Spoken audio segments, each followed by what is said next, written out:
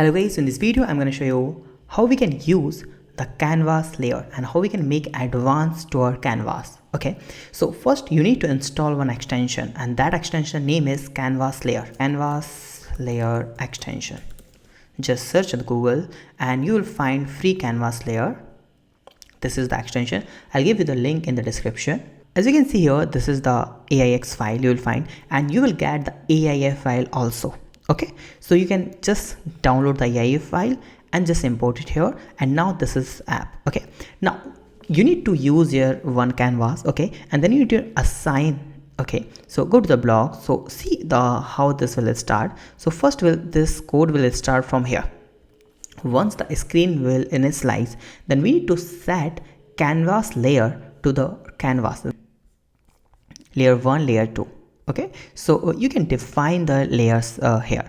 Now they have a lot of properties, like you can cut the area, you can copy the area, you can save the layer, you can select the layer. Okay, there are a lot of properties. If you want to use some properties, so you just need to use the AIF file and just delete the all other things and use the actual properties if you want to use something.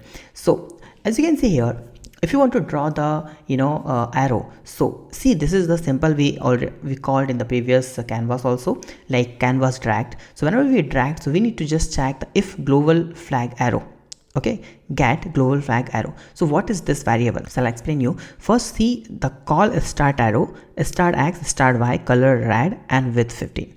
Update arrow, current and xy. You need to update this code to draw the arrow. Now we need to check that global flag arrow. What's this? Okay, so it's just a variable. As you can see here, this is defined flag arrow. It's false. So why it's false? False, it means because we have some buttons here, right? See, these are the buttons now. So whenever we click on any button, so this will enable.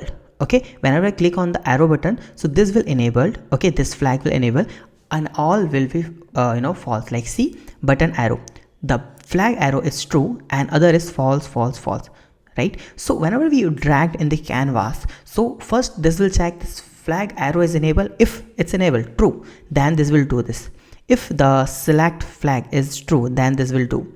Then this is the condition, like that. Okay, so they have a lot more code here over here.